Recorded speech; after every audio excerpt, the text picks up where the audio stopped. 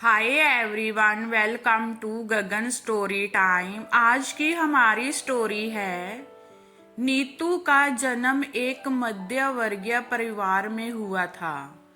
पिताजी ज्यादा कर्मठ नहीं थे।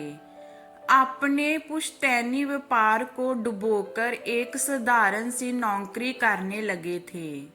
सच तो यह था, उनकी बुरी आदतों की वजह से वह परिवार के लिए कुछ कर ही नहीं पाए। एक एक करके 4 बच्चों का जन्म हो गया। अब उनकी परवरिश का सवाल था। पिताजी जो भी करते थे वह कुछ उनकी बुरी आदतों में खर्च हो जाता, बल्कि जो बचता उससे परिवार का गुजारा चलना मुश्किल था।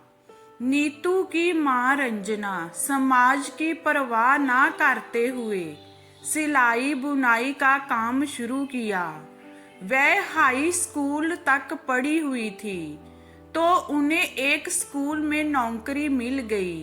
घर का खर्च चलने लगा। रंजना ने अपने 4 बच्चों को भी पढ़ाने की पूरी कोशिश की। नीतू ने भी माँ के साथ मिलकर बहुत मेहनत की। कम उम्र में ही माँ को देखकर सिलाई बुनाई सीख ली और माँ का हाथ बटाना शुरू कर दिया।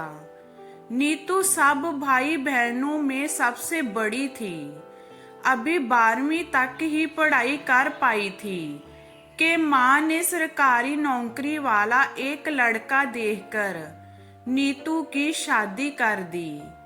घर परिवार बहुत साधारण था। नीतू खुश थी। उसने सोचा अपना आगे पढ़ने का सपना पूरा कर लेगी। लेकिन इंसान जो सोचता है वह हमेशा पूरा नहीं होता।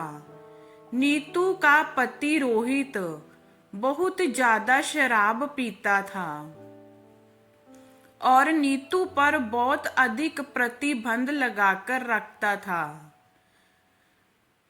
वह सब्जी लेने भी अकेली नहीं जा सकती थी।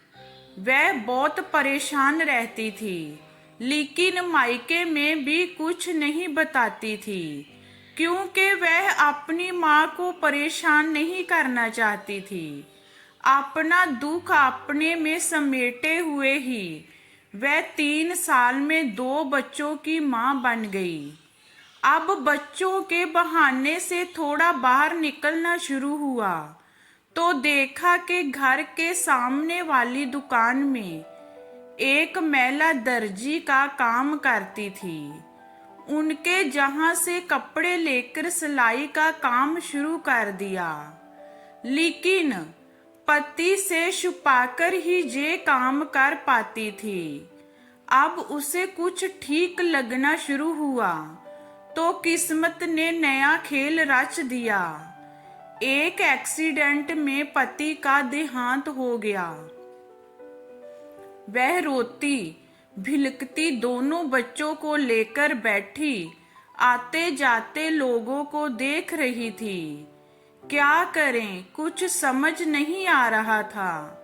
अकेली जवान औरत कैसे बच्चों को संभाले और कैसे खुद को दुनिया से बचाए।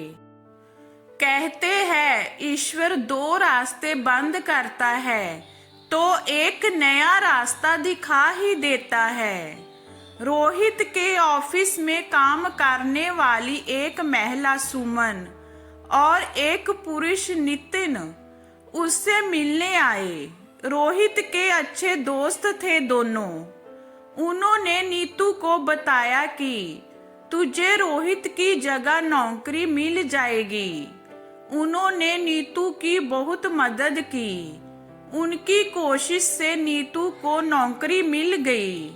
अब समस्या थी, छोटे बच्चों को कहाँ छोड़कर जाएं। उसकी अपनी माँ रुक नहीं सकती थी और सासू माँ ने रुकने से साफ मना कर दिया। नीतू ने हिम्मत नहीं हारी। दोनों बच्चों को सुबह ही तैयार करके अपने साथ ऑफिस ले जाती और ऑफिस के बैकयार्ड में बिठा देती। उनके खाने पीने का सामान साथ ले जाती। कभी बच्चे बीमार भी होते, कभी सर्दी कभी गर्मी, सब कुछ उसने मैनेज किया।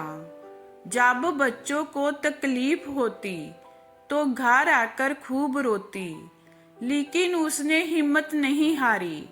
सुबह 4 बजे से रात को 11 बजे तक उसे होश नहीं मिलता था। ऑफिस में सब उसकी मेहनत से खुश रहते। उसकी स्थिति में सुधार देखकर अब तो सारे संबंधी उससे जुड़ने लगे। उसने अपने बच्चों को खूब अच्छे से पढ़ाया। दोनों पढ़ लिख कर कामयाब हो गए। उनकी बहुत अच्छे से शादी कर दी। छोटे बेटे की शादी हुई तो सुमन उसके पास आकर बोली, नीतू देख तेरी तपस्या का कितना अच्छा फल तुझे मिला है। उसके दोनों बेटे और बहुएं उसका बहुत सम्मान करते थे। बस यही उसकी तपस्या का फल था। तो ये हमारी स्टोरी आपको कैसी लगी हमें कमेंट में बताइए। लाइक कीजिए, शेयर कीजिए एंड वॉचिंग के लिए थैंक यू।